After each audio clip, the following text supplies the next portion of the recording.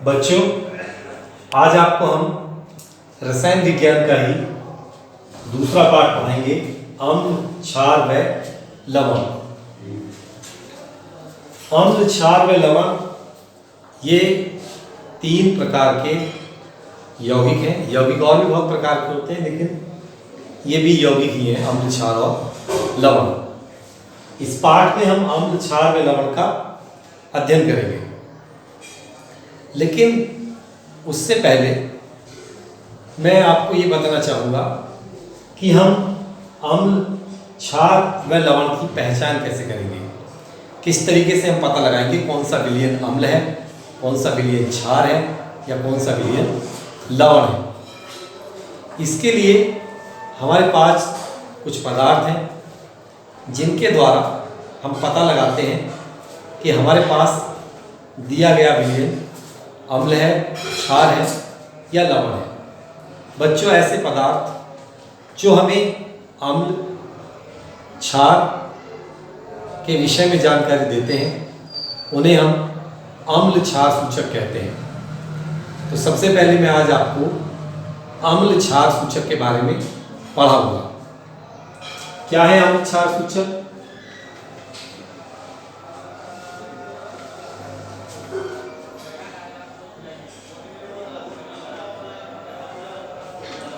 ये वे पदार्थ हैं जो अम्ल व क्षार के साथ भिन्न भिन्न व्यवहार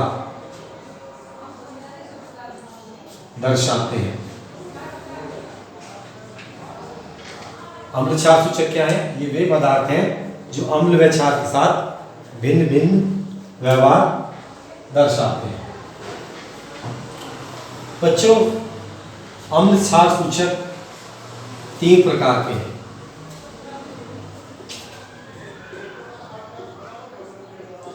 अम्ल क्षार सूचक के प्रकार, पहला है प्राकृतिक। कुछ हमारे पास प्राकृतिक सूचक भी है। दूसरा कृत्रिम और तीसरा है गंधीय। तो इस प्रकार अम्ल और क्षार की पहचान करने के लिए हम तीन प्रकार के सूचक पढ़ेंगे। सबसे पहले प्राकृतिक सूचक की बात करते हैं। प्राकृतिक सूचक यानी प्रकृति में पाए जाने वाले पदार्थ जिनसे हम अम्ल या क्षार की पहचान करेंगे, वो प्राकृतिक अम्ल क्षार सूचक कहलाएंगे। इसमें सबसे पहले मैं लेना चाहूँगा लिटमस पेपर। लिटमस पेपर बच्चों एक सामान्य पेपर होता है जिसके ऊपर लाइकेन, ध्यान देंगे,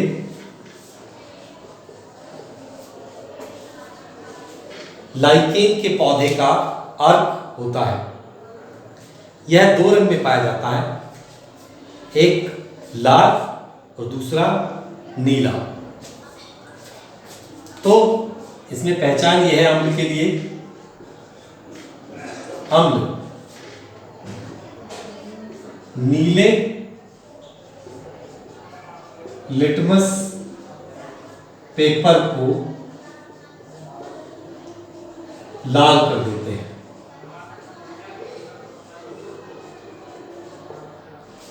और क्षार की पहचान किस प्रकार करोगे? क्षार की पहचान होगी लाल लिटमस पेपर को नीला कर देता है।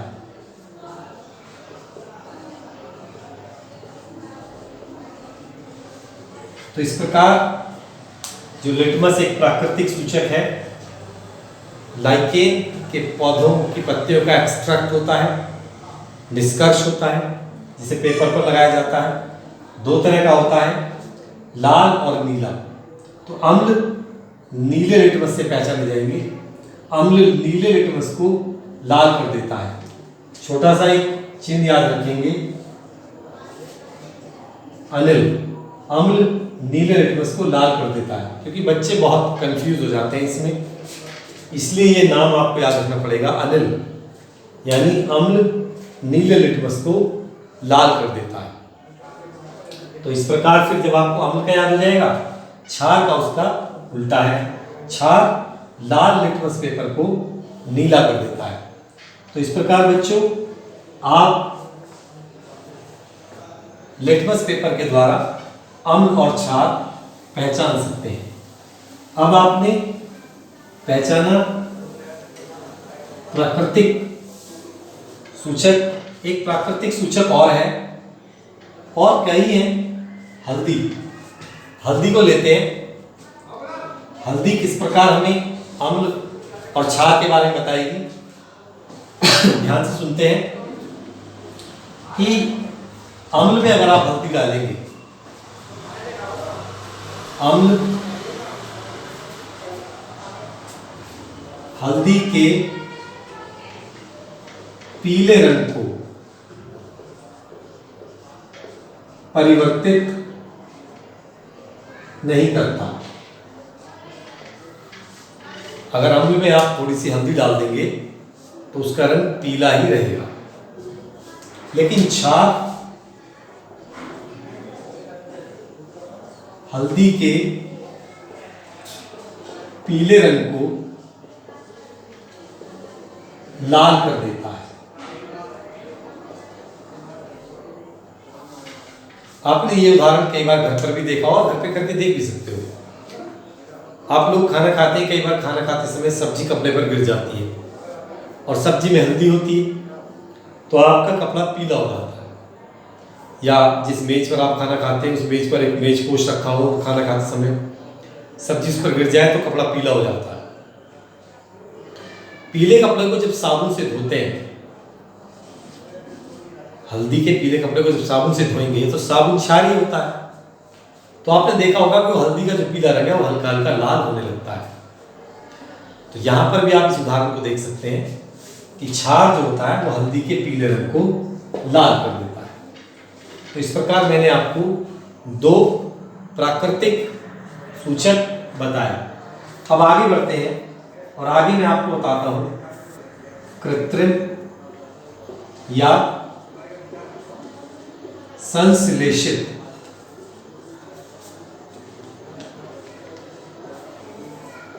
कृत्रिम या संश्लेषित सूचक,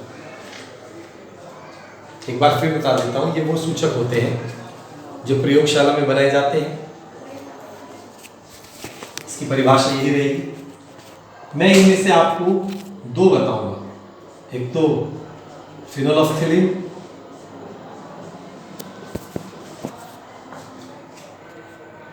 फिनोल्फ्थेलिन, और दूसरा है मेथिल ऑरेंज।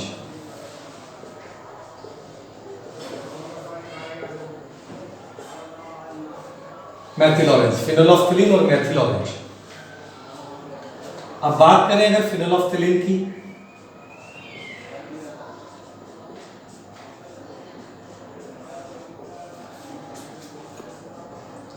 फिनोल्फ्थेलिन का अम्ल और क्षार में कैसा व्यवहार रहेगा। फिनोल्फ्थेलिन अम्ल में रंगहीन रहता है। फिनोल्फ्थेलिन कोई रंग प्रदर्शित नहीं करेगा जब उसे आप अम्ल में डालेंगे। लेकिन जैसे ही आप क्षार में डालेंगे, क्षार में यह गुलाबी या कभी कभी लाल भी कह देते हैं, रंग देता है। कहीं गुलाबी लिखा होता है, कहीं लाल भी लिखा होता है। तो क्षार में अगर आप डालोगे फिनोल्फ्थेलिन की बूंदें, लिक्विड है ये, तो वहां पर आपको गुलाबी या लाल रंग मिलेगा। और दूसरा सूचक है मेथिल ऑरेंज।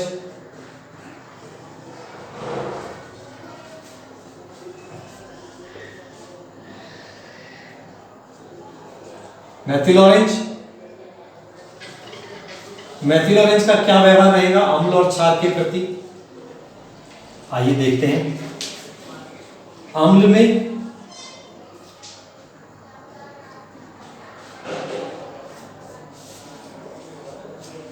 ऑरेंज रंग का ही रहेगा,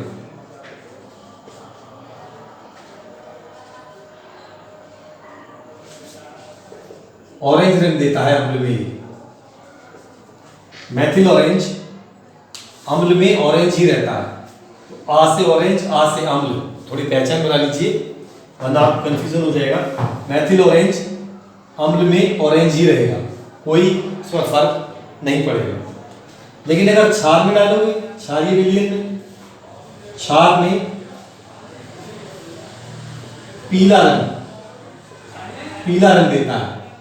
क्षार है अगर या क्षारीय विलयन है तो आप अगर मैथिल ऑरेंज की कुछ बूंदें डालते हैं तो वो ऑरेंज से पीली हो जाएगी। तो इस प्रकार मैंने दो आपको कृत्रिम सूचक बताए, फिनोल्फ्थलीन और मैथिल ऑरेंज। फिनोल्फ्थलीन अम्ल में रंगहीन ही रहेगा, लेकिन क्षार में गुलाबी या लाल रंग का हो जाएगा। मैथिल ऑरेंज अम्ल में ऑरेंज रंग ही देगा या लाल रंग देगा, और जैसे ही लेकिन आप उसे क्षार में डालोगे तो आपको पीला रंग मिलेगा। तो इस प्रकार मैंने आपको दो प्रकार के सूचक पढ़ाए, प्राकृतिक और कृत्रिम। इसके बाद गंधीय सूचक, गंधीय सूचक जो गंध से पहचाने जाएगा, गंध, स्मेल।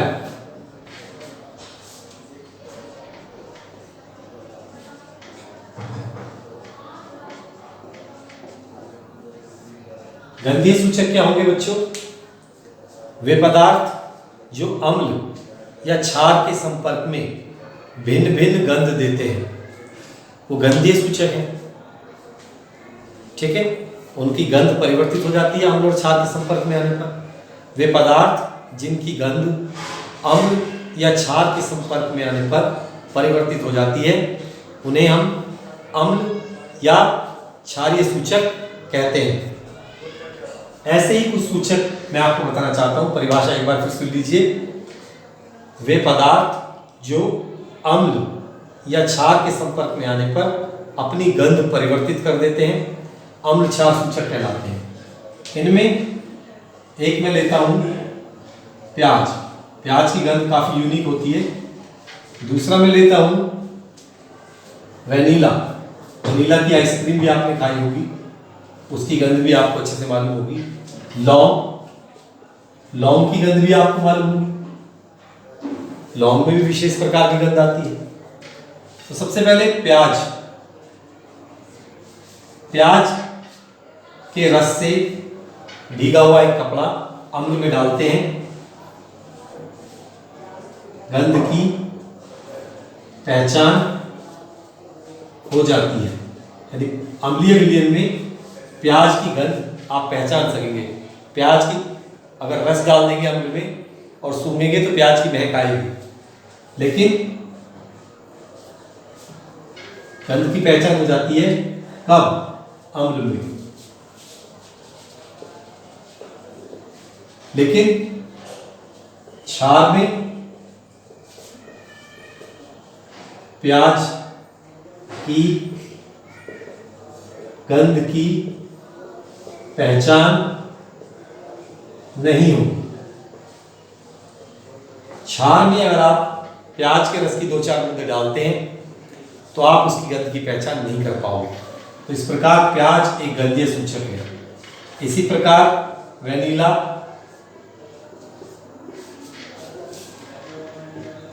अम्ल में गंध की पहचान हो जाती है, लेकिन क्षार में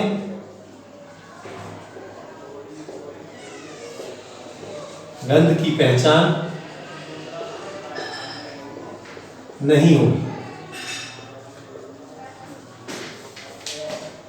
इसी प्रकार अगर लौंग का तेल आप डालते हैं तो अम्ल में गंध की पहचान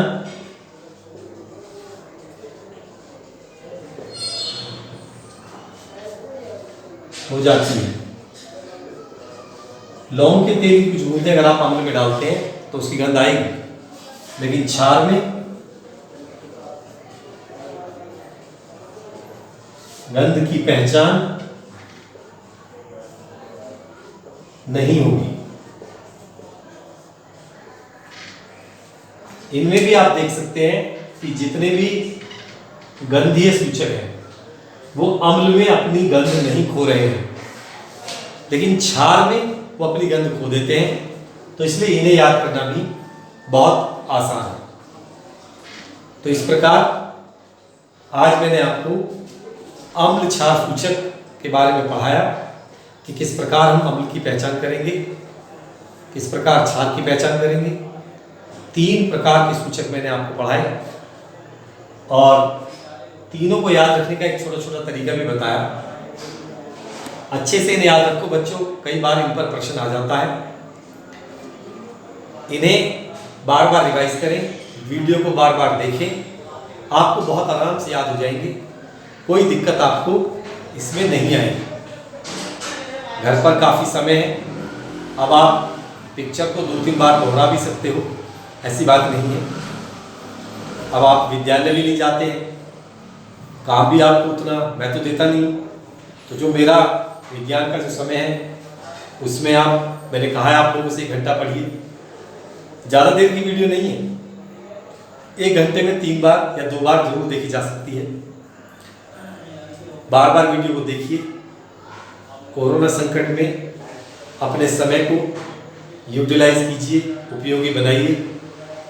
अपने लक्ष्य को ध्यान में रखते हुए क्या आपने बनना है उस दिमाग में सोचकर इन चीज़ों को कंठस्थ याद करने का प्रयास करें, ताकि पेपर में आपको कोई दिक्कत ना हो। इन्हीं शब्दों के साथ आज की क्लास समाप्त करता हूँ। नमस्कार, धन्यवाद।